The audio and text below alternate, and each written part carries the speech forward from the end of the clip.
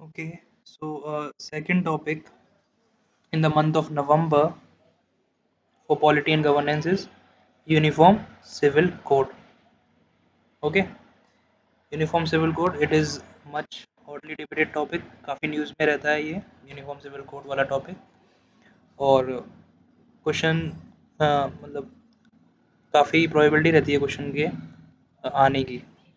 तो काफ़ी अच्छे से कवर हुआ है इस ये जो टॉपिक है मैगजीन में। पहले हम देखेंगे कि हिस्टोरिकल बैकग्राउंड क्या है यूसीसी का, अभी न्यूज़ में क्यों था, उसके बाद अभी जो पर्सनल लॉज है हमारे इंडिया में उनका स्टेटस क्या है, फिर देखेंगे हम कि नीड क्या है यूसीसी की, है ना, व्हाट इज़ द नीड, ज़रूरत क्यों पड़ती है यूसीसी की हमें, है ना। कुछ जुडिशियल प्रोनाउंसमेंट्स जो यूसीसी के कंटेक्स्ट में इंपॉर्टेंट है, जैसे शाहबानो केस या सरला मुद्गल केस। कोई भी दो याद रख लो, है ना। मुझे शाहबानो और सरला मुद्गल याद रखना ईजी रहता है तो मैं ये याद रखता हूँ। Mister Jordan Diengdeh versus S S Chopra, ये थोड़ा टिपिकल रहता है मेरे लिए, है ना। बट यू कैन सी, आप कोई भी दो याद रख सकते हो या तीनों भी याद रख सकते हो, दिस इज दैट।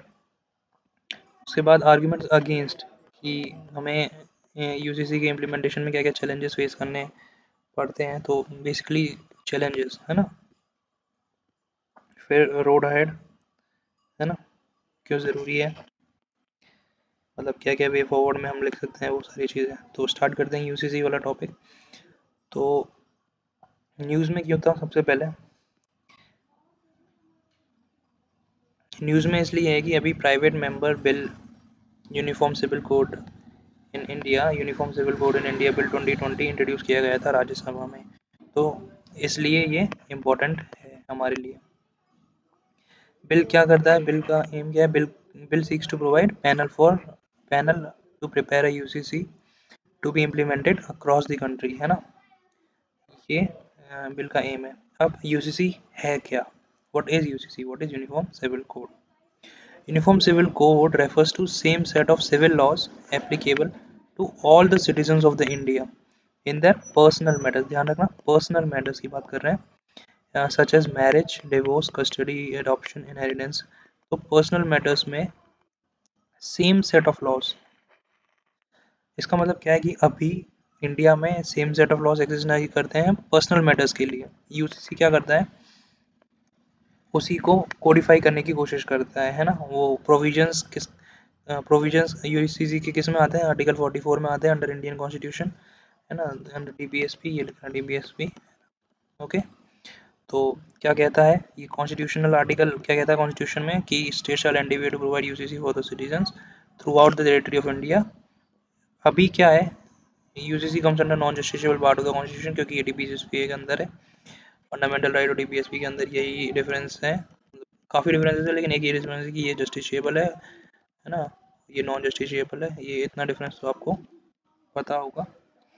एक और चीज़ की personal loss comes under concurrent list, ये चीज़ें लोगों को नहीं पता होती है ना। तो this is also important thing कि पर्सनल लॉस कंकरेंट लिस्ट में आते हैं। कंकरेंट लिस्ट में आने का इम्प्लीकेशन क्या है, इम्प्लीकेशन ये है कि सेंट्रल गवर्नमेंट और स्टेट गवर्नमेंट दोनों इस पे लॉस बना सकते हैं, है ना। This is what is what do you mean, this is what is meant by concurrent list, है ना। अब देखते हैं कि हिस्टोरिकल बैकग्राउंड क्या है यूसीसी का। हिस्टोरिकल बैकग्राउंड प्री इंडिपेंडेंस हम बात करें तो 1840 में 1840 में लेक्स लॉ की रिपोर्ट आई थी, which established uniform laws for crime evidence and contracts. अब ये मॉडर्न हिस्ट्री में भी आ सकता है, ये क्वेश्चन मॉडर्न हिस्ट्री के लिए भी इंपॉर्टेंट है, और ये, है ना।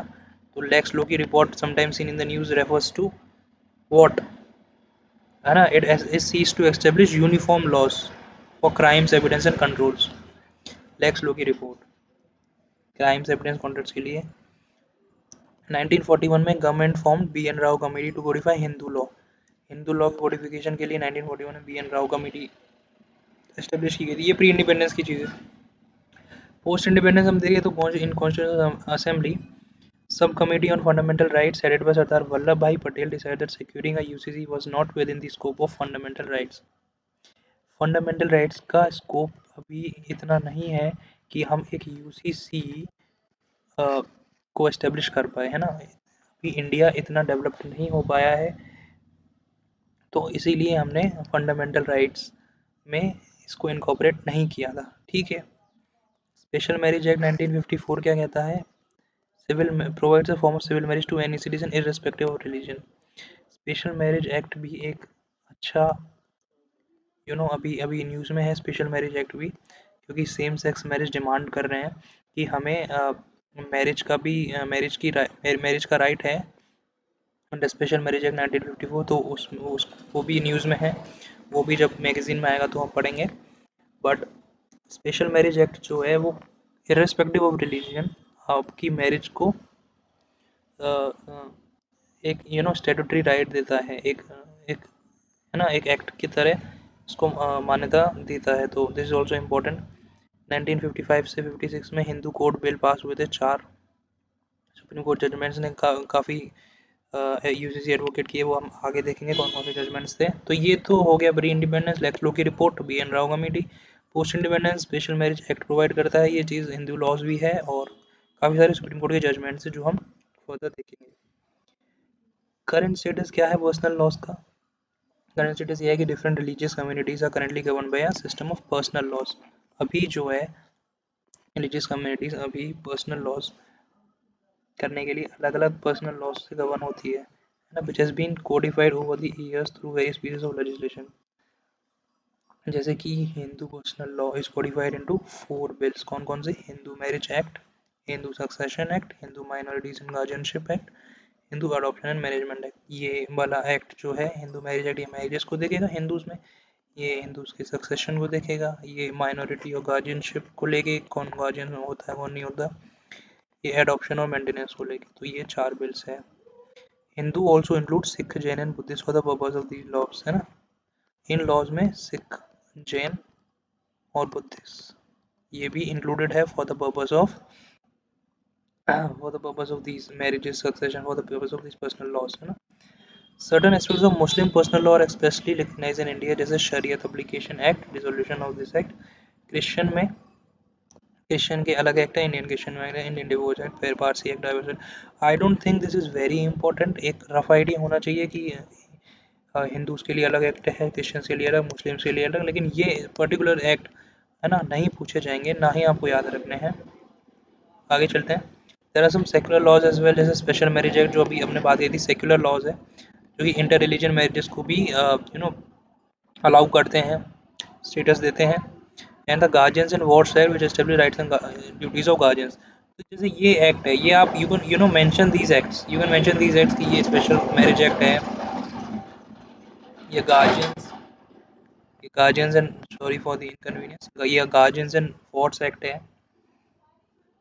तो ये आप सेक्युलर लॉज में यू कैन राइट। नाउ एक इम्पॉर्टेंट फैक्ट जो you can mention in your answer और which can be asked in prelims also, कि गोवा जो है अभी it is the only state in India which have UCC. This is an important fact, ये आप याद भी रख सकते हैं। Portuguese Civil Code of 1867 implemented after India annexed territory in 19 which continues to be implemented after India annexed, वो हर irrespective of religion वो apply होता है पोर्चुगीज सिविल कोड ऑफ 1867, है ना। तो Portuguese code is not completely N UCC, ये ध्यान रखने की चीज़ है, कुछ कुछ चीज़ें उसमें नहीं है ना, नॉट कंप्लीट है, पूरी तरीके से कोडिफाइड नहीं है, बहुत काफ़ी पुराना लॉ है। ये हमें अब आइडिया हो गया यूसीसी क्या है, कॉन्स्टिट्यूशन में कौन सा आर्टिकल है, प्री इंडिपेंडेंस क्या क्या चीज़ें थी, है ना, पोस्ट इंडिपेंडेंस क्या क्या चीज़ें थी। ओके, करंट स्टेटस क्या है, उसमें करंट स्टेटस में हमने जनरली देखना करंट स्टेटस क्या है, ये this is not very important I would say. ये इंपॉर्टेंट है, हमें नीड क्यों है ना। व्हाट इज़ दी आर्ग्यूमेंट्स, अब आर्ग्यूमेंट डिस्कस करते हैं। तो आर्ग्यूमेंट्स है ना दो तरह से होते हैं, आर्ग्यूमेंट्स फॉर द टॉपिक और आर्ग्यूमेंट्स अगेंस्ट द टॉपिक। तो what is the arguments for the topic, what is the argument against the topic, ये देखते हैं हम फॉर में ये है कि जेंडर इक्वलिटी, पहली चीज़ जेंडर इक्वलिटी लेके आएगा ये आर्टिकल। कैसे लेके आएगा gender equality, sorry gender equality कैसे लेके आएगा ये, कि जब हम सारे लॉस को कोडिफाई कर देंगे, तो क्या होगा कि जो भी पैट्रियार्कल एलिमेंट्स है, जो भी पैट्रियार्कल एलिमेंट्स है ना, या जो वुमेन को स्टीरियोटाइप करते हैं,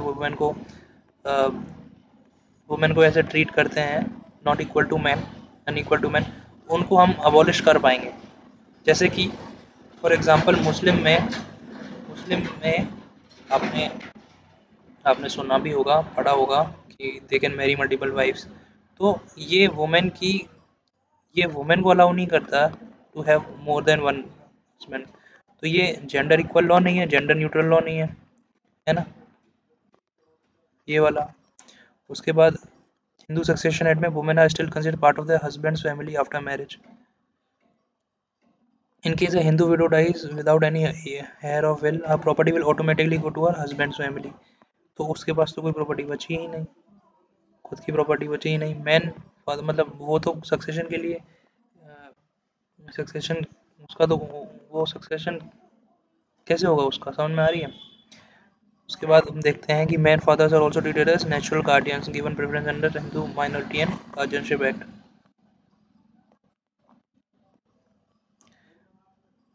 ठीक है, तो जेंडर इक्वलिटी लेके आने के लिए, जेंडर न्यूट्रलिटी लेके आने के लिए दिस लॉ इज नीडेड। पहला पॉइंट जेंडर न्यूट्रलिटी। दूसरा दूसरा है to address inconsistency in personal laws. Personal laws में इनकंसिस्टेंसी है, कैसे इनकंसिस्टेंसी वो देखते हैं अभी।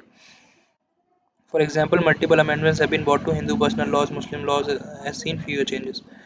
कि हिंदू लॉज में तो अमेंडमेंट हो जाते हैं, मुस्लिम लॉज में अमेंडमेंट नहीं होते, वो अभी भी ऑर्थोडॉक्स है। उसके बाद secular Republic aspires for a common law rather than differentiated rules।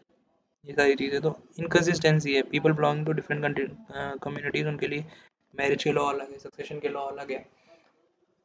तो वो चीज़ भी एड्रेस होनी चाहिए, है ना। Inconsistency in personal law, simplify law. बहुत सारे लॉ जो है कॉम्प्लेक्स हैं अराउंड मैरिज डिवोर्स, तो उनको सिंप्लीफिकेशन करने के लिए, वनरेबल सेक्शन ऑफ सोसाइटी को प्रोटेक्ट करने के लिए, जैसे कि बी आर अम्बेडकर ने कहा था, वुमेन और रिलीजियस माइनॉरिटीज यूसीसी एम करता है उनका उनका प्रोटेक्शन, है ना।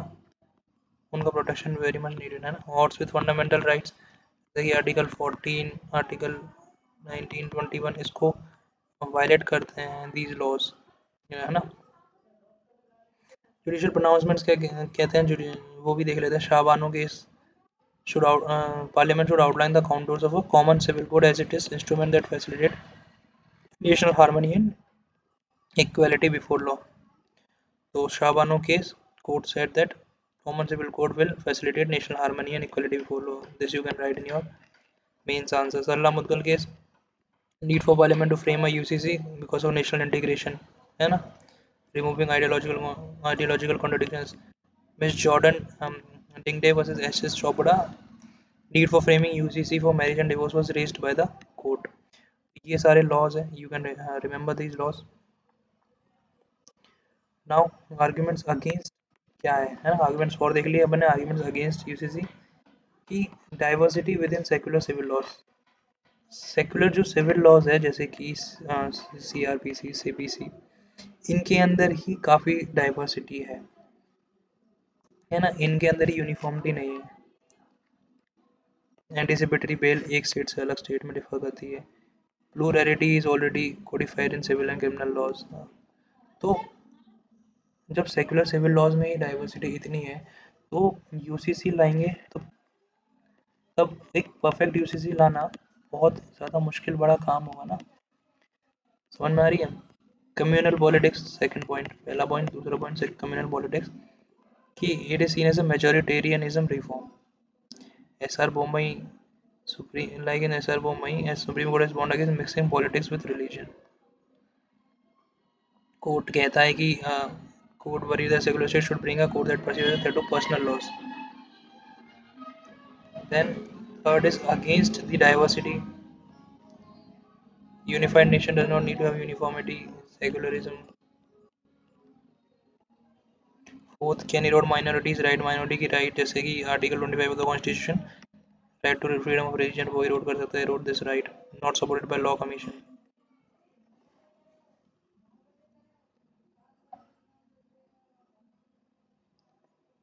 Not supported by law commission।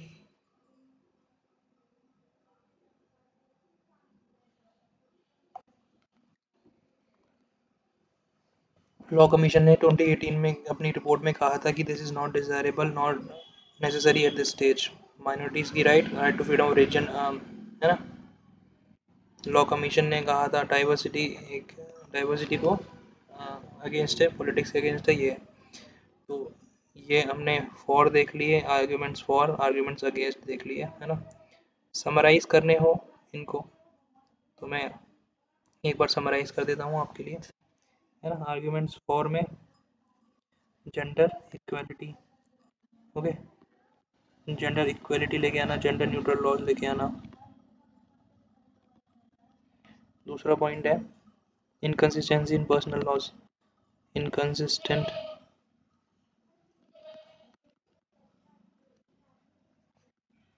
Personal laws. तीसरा पॉइंट है सिंप्लीफिकेशन ऑफ लॉज, है ना। Simplification of laws is needed. जो आर्ग्यूमेंट अगेन वो बहुत सारे कॉम्प्लेक्स लॉज है ना, तो सिंप्लीफिकेशन उनका चाहिए। उसके बाद वल्नरेबल जो सेक्शन है उनका प्रोटेक्शन, वल्नरेबल सेक्शन का प्रोटेक्शन। ये तो आर्ग्यूमेंट्स फॉर हो गए।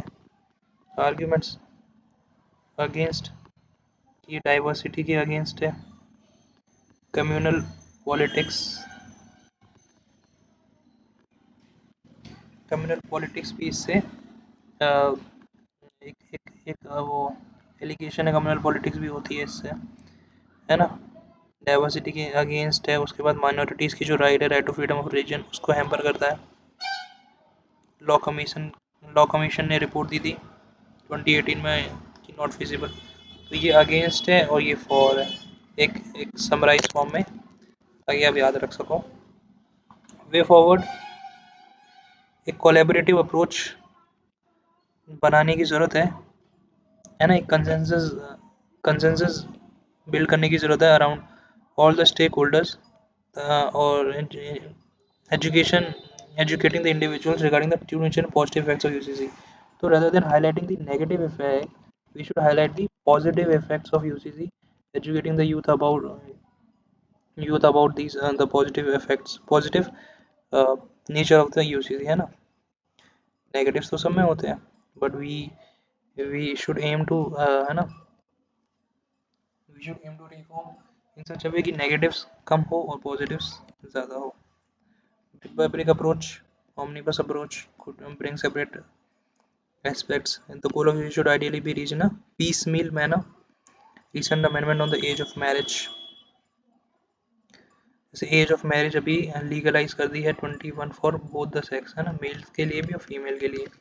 तो this is a gender neutral law. इसी तरीके से ब्रेक बाय ब्रेक अप्रोच होना चाहिए, है ना। एकदम से आप यूजीसी लेके आओगे, एकदम से लोग एक्सेप्ट करें नहीं करें, रिवोल्ट हो, फिर वो प्रॉब्लम क्रिएट कर सकता है। तो ब्रेक बाय ब्रेक अप्रोच हम कर सकते हैं, कोलैबोरेटिव अप्रोच हम कर सकते हैं। लॉ कमीशन की जो रिकमेंडेशंस है उनको भी देख सकते हैं। क्या है उन लॉ कमीशन की रिकमेंडेशंस कि in absence of consensus on UCC, Commission felt that the way forward must be to preserve the diversity of personal laws, ensuring that they do not contradict with the fundamental rights. जो diversity है हमारे personal laws में, उनको preserve रखने की ज़्यादा ज़रूरत है, ताकि वो फंडामेंटल राइट्स को एनक्रोच ना करें, हमारी फंडामेंटल राइट्स को एनक्रोच ना करें।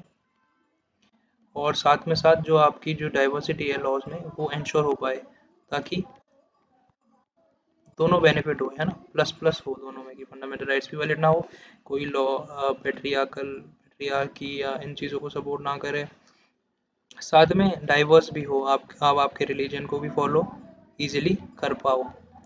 तो इस तरीके का आप वे फॉरवर्ड लिख सकते हो, ठीक है। So this is all from my side, है ना।